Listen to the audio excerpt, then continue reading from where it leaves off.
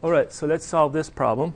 I think we've solved this problem before, so I'll set it up and then I have another version of it a little bit on the next slide.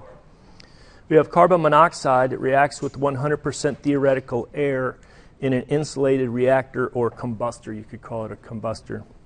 The carbon monoxide and the air enter mixed in one stream at 25 C or 298 Kelvin and 1 atm.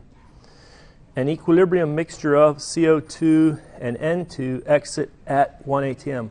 What are the only two products exiting? CO2 and N2. That's it, nothing else. And they're saying it's an equilibrium mixture. The next problem on the next page changes the statement, and it adds CO2 in equilibrium with CO in equilibrium with O2 and N2. That's what goes out. All right. Determine the temperature of the exiting equilibrium mixture. What are they asking us to solve for? The temperature of the exit. What's the name of that? It's a well-insulated reactor, adiabatic. Flame temperature, that's what you're solving for, the adiabatic flame temperature. The temperature adiabatic flame. All right, for the reactor, determine the rate of entropy production in kilojoules per Kelvin per kilomole of CO2 entering. So CO is the fuel that's entering, so do it per kilomole of carbon monoxide. And what symbol are we asked to solve for? Sigma dot divided by N dot F. Does that make sense? So we're going to use the first law to solve for the temperature, second law to solve for the entropy generation. So let's write down our reaction equation. We have a fuel with some oxygen coming with air. So that air is nitrogen. And how much carbon dioxide would be for 100% theoretical air complete combustion? 1. And then you'd have, go back and find out right here, first clicker question. A, the answer A, that coefficient that should be right there is a half. Answer B, it should be 1. Answer C, it should be 2. So either that coefficient in front of the parenthesis for the air is at a half, is it 1, or is it 2? Answer A, B, or C. That's that coefficient that goes right there.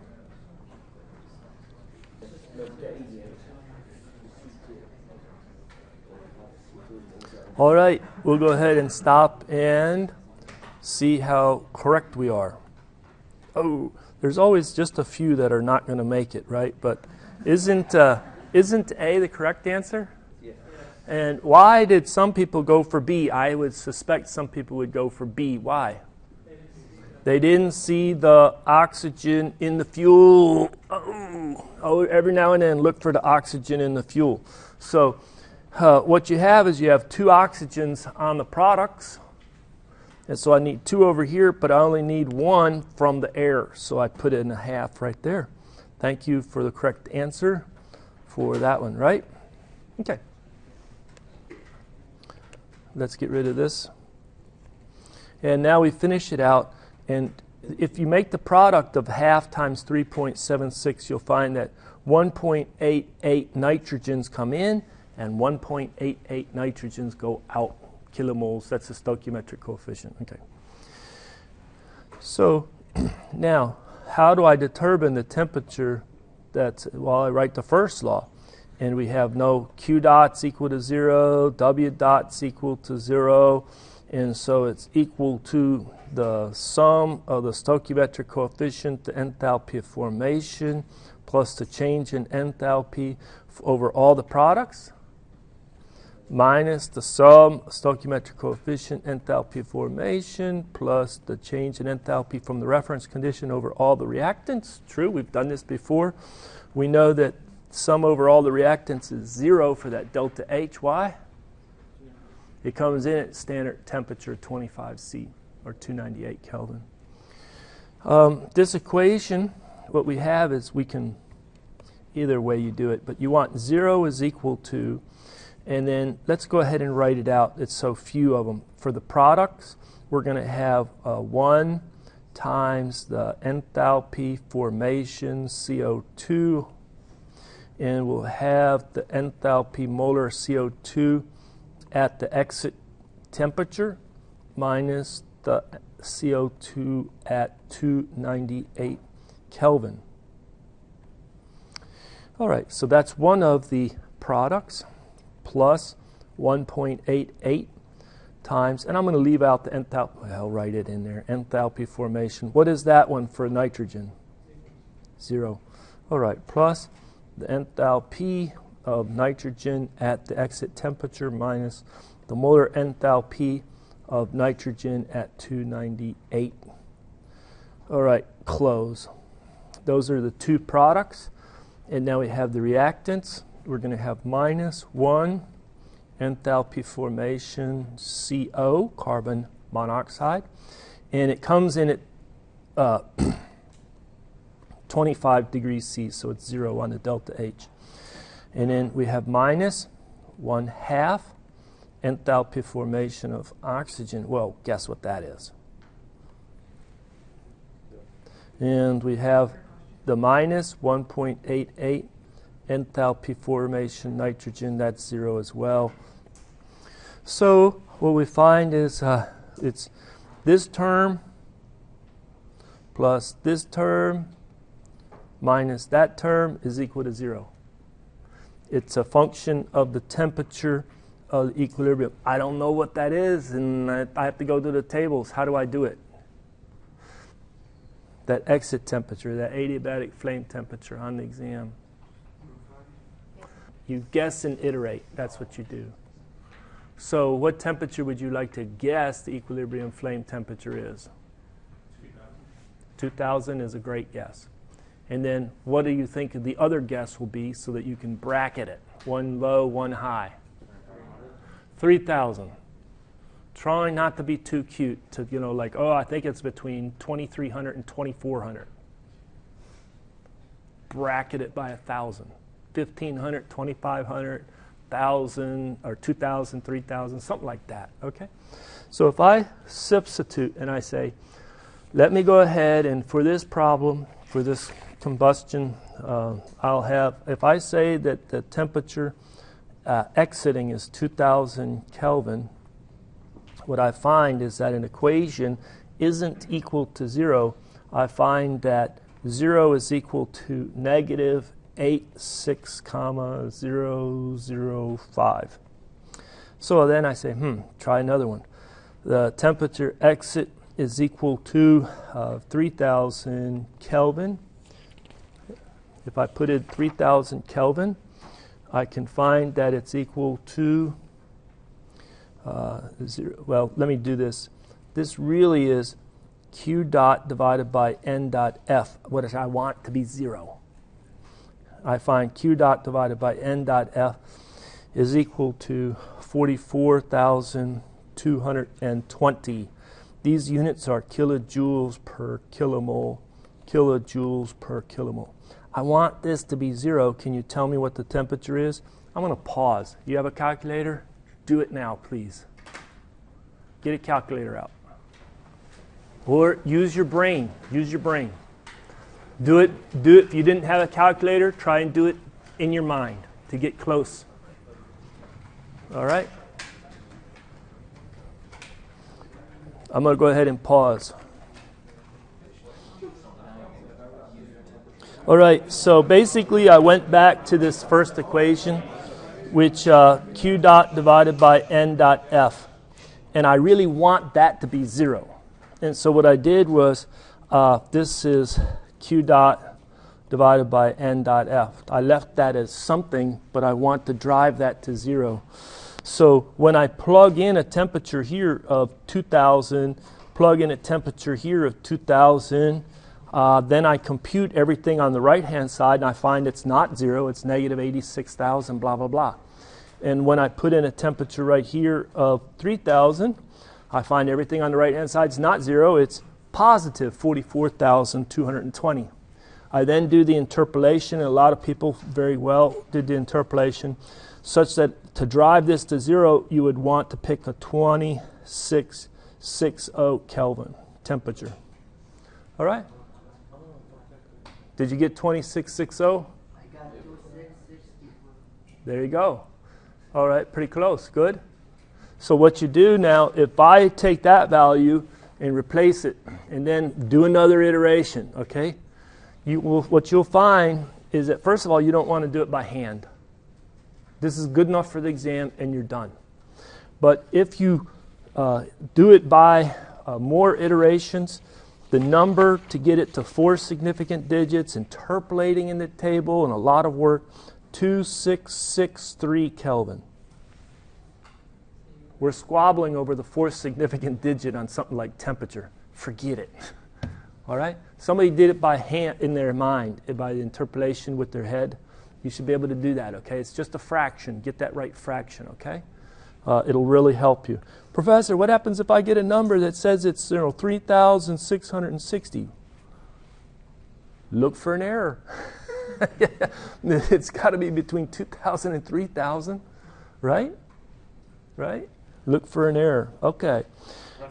Yes. Why does it have to be between 2,000 and 3,000? Because it's negative 86 and positive 44, and I'm driving it to 0. Does that make sense? Yeah. All right. Now, how do I determine for the reactor the rate of entropy production? I have to go and apply the second law. The second law. Now, the second law, I need to make some space for it. Maybe I'll just write it right here. That's equal to the sum over all the products, the stoichiometric coefficient, times that molar enthalpy going out, minus the sub over all the reactants, the stoichiometric coefficient, the molar entropy of each of those reactants. Is that it for this equation? Is that the correct second law? For what? For a reactor where I'm bringing in my fuel and air, and I'm going out with my products. So these are my reactants. Somebody says there's no heat transfer because it's adiabatic, hence I don't have that complicated Q dot over T boundary term, thankfully. That's it. This is it. So let's expand it. Maybe I can fit it into this space right here that I have remaining. Sigma dot divided by N dot of the fuel. So I'll have for each of the products, I'll have a 1 times S bar for the CO2. And I'll have a 1.8 times S bar for the nitrogen minus 1 times S bar, the carbon monoxide coming in, minus 1/2 S bar oxygen coming in, minus 1.88 S bar of the nitrogen coming in. Sometimes I'll put this is a reactant and that's a product to distinguish because I got 2 N2s. True? All right, how do I calculate each one of these S bars? Let's say the S bar for the CO2. I'm going to run out of room now. How do I calculate it? So it's a function of temperature only, the temperature that it is exiting at, and R bar, natural log, P over 1 ATM, P ref. That makes sense? How many people are going to forget the minus R natural log? No, you're not going to forget it. Come on now. So, yes. Is that equation correct or not correct? Okay. Let's talk about it. Because the inlet and the exit are at 1 ATM, is it the natural log of 1 over 1 and it goes away? Careful, careful, careful, careful. Or is that pressure in here the pressure for the CO2, just like this this is for the CO2. I have to get into the right column. I have to get the right pressure for the CO2. Let me expand out this equation. Sigma dot over n dot of the fuel equal to 1 S bar naught for the CO2 at that exit temperature of 2660. That's kind of getting long, isn't it? 2660 minus R bar natural log the pressure of the CO2. Or is it just 1 atm pressure? What is this pressure divided by 1 atm? Is the partial pressure of the CO2. How do I get the partial pressure of the CO2?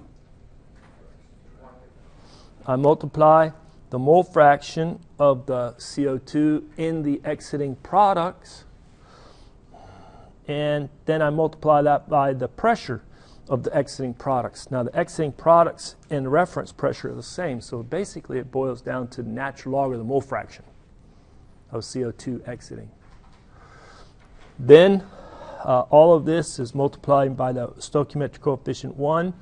You also have 1.88 times S bar naught N2 at 2660 minus R bar natural log of Y of N2 in the products. Then let's finish it out. We have minus 1 for S bar at 2660 naught minus R bar natural log of Y. All of this is for the carbon monoxide coming in. 1/2 times S bar naught 2660 minus R bar natural log of Y. All for the oxygen coming in. Minus 1.88 times S bar. I should have left it, instead of putting a numerical number in there, I should just say this is the temperature coming in, the temperature coming in, the temperature coming in. This is the temperature exiting, temperature exiting, temperature exiting, okay, minus R bar natural log of Y for the nitrogen incoming. This was for the nitrogen exiting in the products. I know I could have maybe written it a little cleaner, but there it is. So let me ask this question. Is the mole fraction of nitrogen in the products equal to the mole fraction of nitrogen in the reactants? Are those two Y's the same? No, they are not the same. Okay, how do I calculate these mole fractions? Okay, well, it's a little bit of work. Let's do the mole fraction of the CO2 in the products. Okay, that's going to be the stoichiometric coefficient in that reaction equation for the CO2 in the products divided by the total number of products, which is the number of CO2 in the products, and the number of nitrogen in the products. There's only two things in the products, nitrogen and carbon dioxide. This was 1 over 1 plus 1.88, so it's 1 over 2.88. Okay, then the mole fraction of nitrogen in the products is equal to 1.88 divided by 2.88. Will these two Y's sum up to 100%? They will. All right. How about the mole fraction of nitrogen in the reactants? You calculate it numerically. I'm going to pause, walk around, see if you can do it. So if we go back up and we look at our reaction equation, you have three terms coming in. That one, that one, that one, right? So what you have is for the mole fraction of nitrogen, it's 1.88 going in. 1 for the carbon monoxide, half for the oxygen, and 1.88 for the N2. And so we get that it's 55.6%.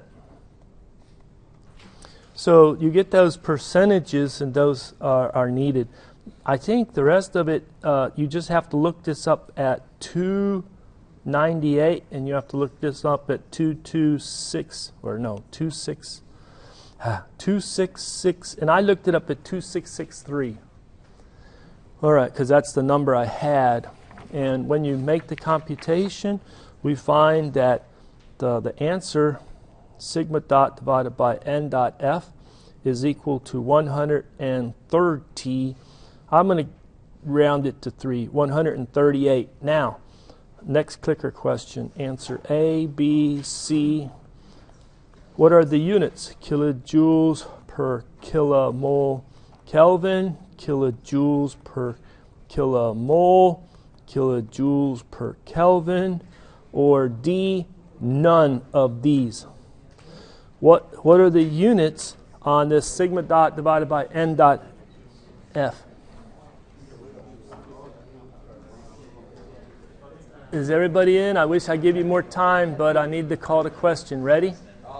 Call it. All right. Stop and show the results. Oh, come on now.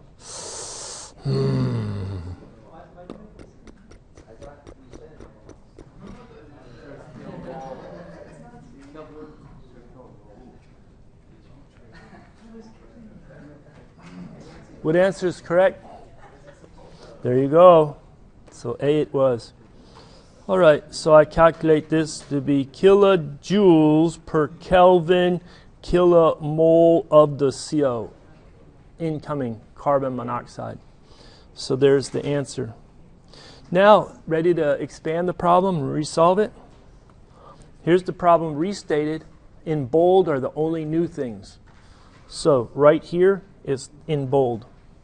So it says, oh, we have an equilibrium mixture of now CO2, CO, O2, and N2. You are asked to calculate a temperature. It's the temperature of the exiting equilibrium mixture, temperature exit. Does that temperature have a name?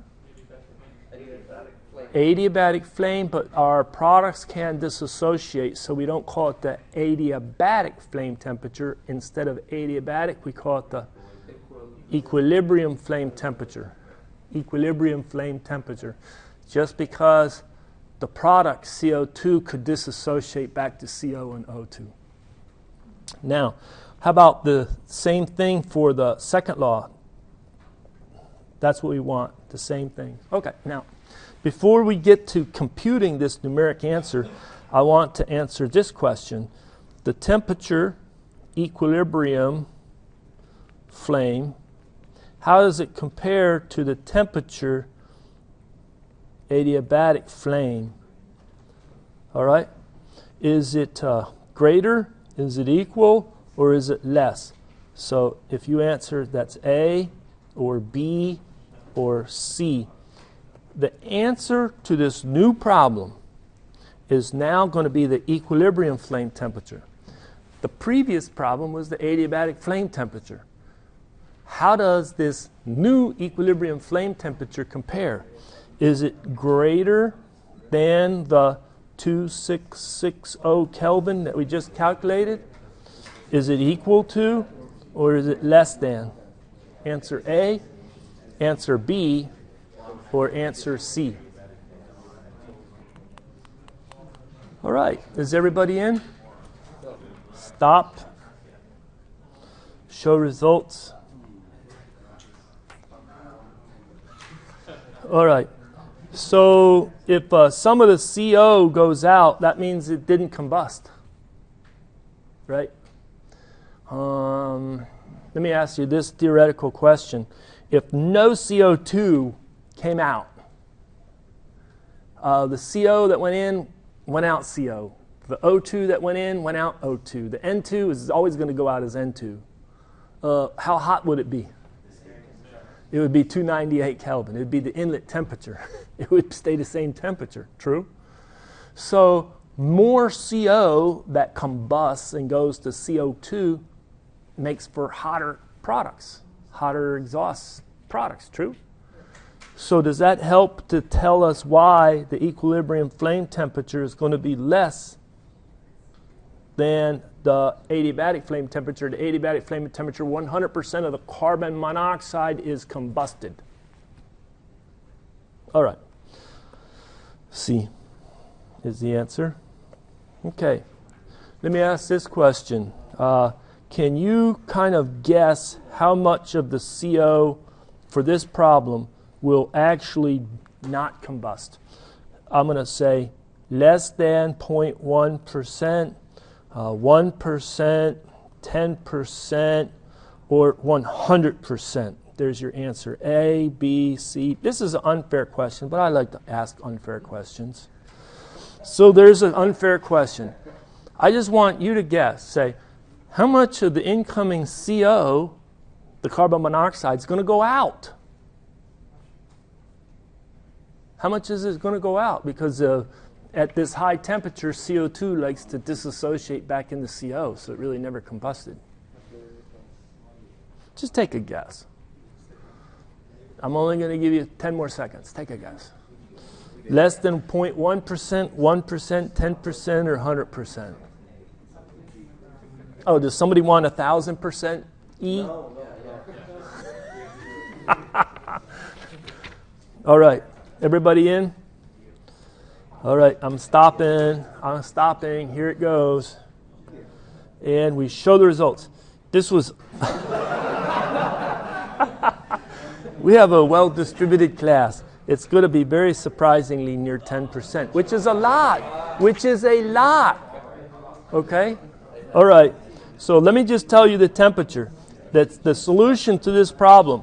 It comes in with an adiabatic flame temperature of 2399 Kelvin. It's basically 2400 Kelvin. It was around 2660 Kelvin if it's 100% combustion, but because of the dissociation, it's in chemical equilibrium, there's some carbon monoxide naturally wanting to go out. It'll go out at that lower temperature of 2400 Kelvin. And if I write the reaction equation, it'll go like this. Let me get rid of this. Okay. It'll go like this. I'll still leave 1 in front of the carbon monoxide. I'll still bring in my 100% air. And I'm going to put it like this. Let me do it like this. 1/2 O2 plus 1.88 N2. It goes to so much carbon dioxide, so much carbon monoxide. Normally what I would do is I'd put a Z right here. Okay? And I want to solve for that stoichiometric coefficient. I need to get rid of this too. And I have so much oxygen, and I have 1.88 N2. Got it? Do me a favor. Do the carbon balance, pretend this is A, and solve for A in terms of Z. If Z is the stoichiometric coefficient in front of the CO. Do a carbon balance and tell me what A is. Can you do it in your head? Who has it in their head? What is the A? Yes, sir. A is equal to 1 minus Z. Excellent. The harder one now is do this in terms of B, do an oxygen balance and get B. So this is 1 minus Z. All right, so what do you get B to be? Z over something? Z over 2? Z divided by 2. All right? We did it twice last time. Why do I just keep going in circles? I don't know. But you got to get this equation. What happens is when this is when it reacts, what happens is the amount of CO2, it falls from 1 because 12.5% goes out as CO still. Carbon still is that way. So what you're left with is the CO2 is 0.875 CO2s, 0.125 COs, and you're left with 0.125 O2s plus the 1.88 N2s. Again, I did not make sufficient progress to finish this problem out completely. But I hope that's what you find when you incorporate the equilibrium. There's root finding to get Z, but you're also changing the temperature. at the same time. It's really nasty. Thank you very much for your attention. I'll see you on the final exam.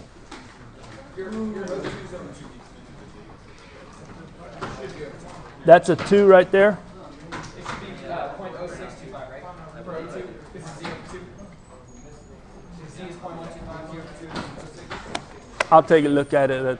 I got 0.125 there. No, the Z is good. Oh.